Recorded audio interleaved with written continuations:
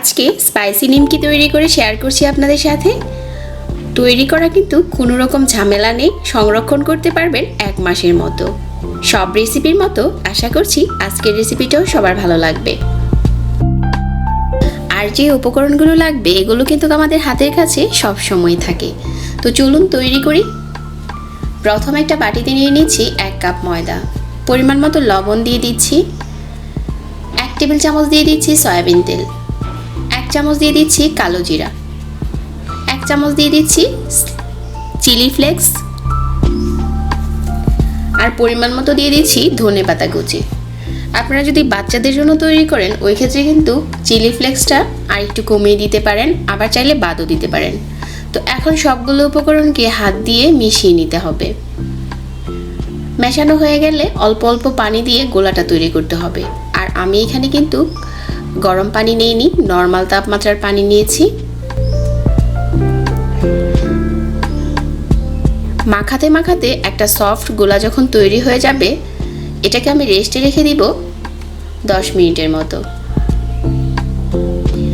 10 minute পর যে ডোটা নিয়েছিলাম এটাকে 2 ভাগে ভাগ করে নিচ্ছি, আর উপরটাতে কিছুটা ময়দা ছিটিয়ে একটা বড় সাইজের রুটি তৈরি করতে হবে। আর যতটা সম্ভব রুটিটাকে কিন্তু পাতলা করতে হবে।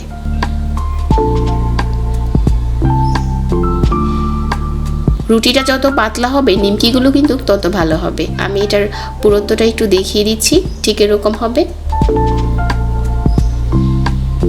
তারপর ঝটপট করে কাটার জন্য একটা পিজা কাটার নিয়ে একটা সাইড থেকে কেটে নিতে হবে। পিজা কাটারটা হাতের কাছে না থাকলে ছুরি দিয়ে কেটে নেবেন। তো প্রথমে লম্বা করে কেটে নিলাম, তারপর সাইড থেকে কেটে নিচ্ছি। কাটা হয়ে গেছে। আর এগুলো একটু চেপে চেপে হাতের জুড়ে কাটতে হবে যাতে করে প্রতিটা স্লাইস আলগা হয়ে যায়। তো আমার এখানে কিন্তু সবগুলো খুব সুন্দর করে বানানো হয়ে গেছে। তারপর এগুলোকে তেলে ভেজে নেব। মিডিয়াম আঁচে তেলটাকে গরম করে নিয়েছি। আর একদম ঠান্ডা তেলে কিন্তু এগুলো ছাড়া যাবে না, তেলটাকে একটু গরম করে নিতে হবে। তারপর এগুলো দিয়ে দিতে হবে, আর সাথে সাথে কিন্তু ফুলে উপরে চলে আসবে।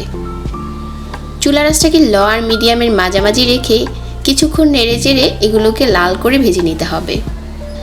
তো কিছুক্ষণ পর এগুলোর কালার যখন চেঞ্জ হয়ে যাবে ওই পর্যায়ে এগুলোকে তেল ঝরিয়ে উঠিয়ে নিতে হবে।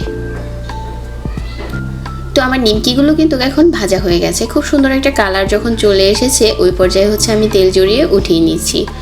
অল্প উপকরণে অল্প সময়ে 1 মাসের মতো এই নিমকিটা সংরক্ষণ করতে পারবেন।